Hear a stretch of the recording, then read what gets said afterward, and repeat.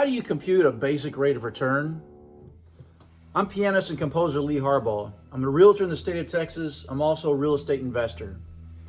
And before we get any deeper into talking about real estate investing, I thought it was appropriate to take a moment to discuss how we even compute rates of return. And for that matter, why is it even important that we understand how to compute a rate of return when we're talking about investing in real estate?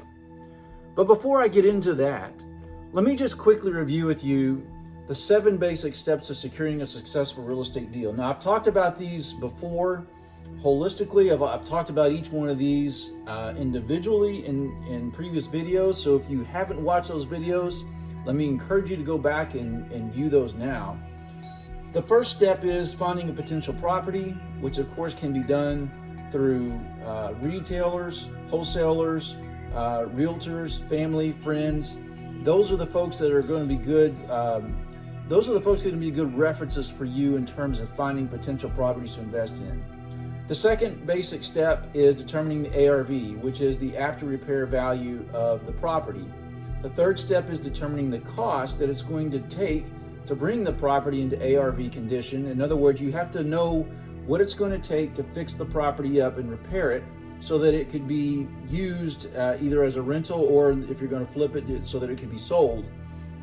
The fourth step is determining the rental potential, which just means determining how much other homes similar to this home are renting for in the same area, the same neighborhood.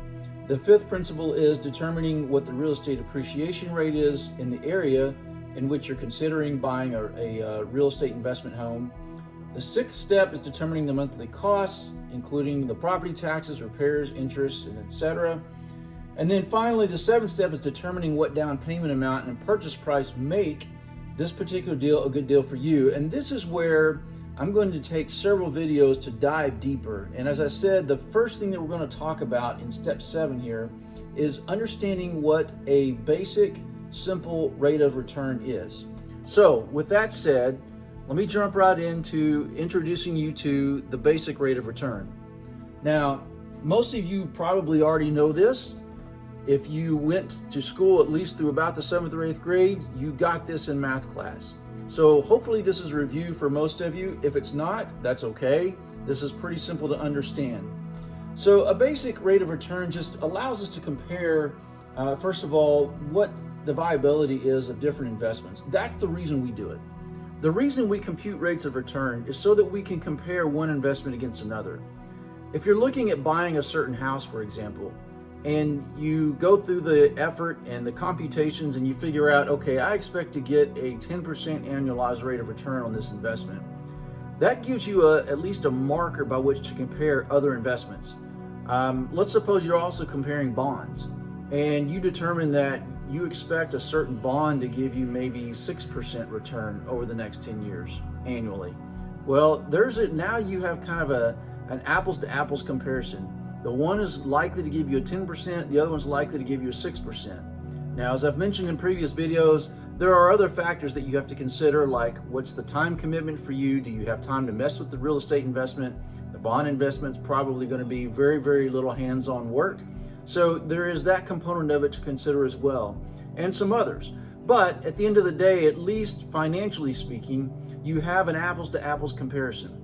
So with a basic rate of return, we're simply looking for the percentage value that we've made on an initial investment. So if you look down here at this example for starters, if you start with a $100 investment and end with $105, you have a 5% return. Again, this is pretty intuitive. Mathematically, the way we calculate that is we take the ending value, which would be in this case $105. We subtract our beginning value, which is $100. We divide by our beginning value, and that gives us a decimal value of 0.05. And then we multiply that by 100 to get 5%. So basically what we're saying here is the $5 return that we got on this investment is a 5% return on our investment. So that's pretty much it in a nutshell. Now, some people, and in certain circumstances, you may want to you may have an idea of what your rate of return is going to be, and you kind of want to know, well, what would my ending value be to my investment? So for example, if you're going to buy a piece of real estate for $100,000, you expect a 5% rate of return. Well, how do you figure out what your ending value is going to be? How much money you're going to have at the end of the investment?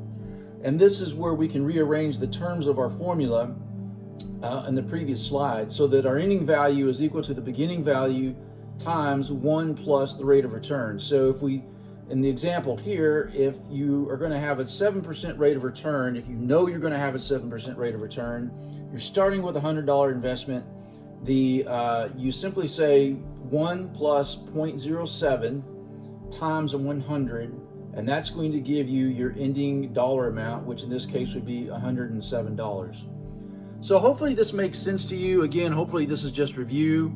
This is the simple rate of return. Understanding this first is important, because next we're going to talk about compounding rates of return. And truly, that's where the magic happens with investing. Whether you're investing in bonds, stocks, real estate, gold, silver, whatever, it's the compounding rates of return that we deal with in everyday financial experience. And that's the thing that's important to really understand and get our hands around. So I'm going to spend probably the next 3 or 4 videos diving into compounding rates of return, helping you to understand the principles of it, and that way you can make a fair comparison to other investment possibilities as you're comparing a real estate investment for, against other possibilities. Okay, stay tuned. Be sure to like and subscribe, and I'll see you soon.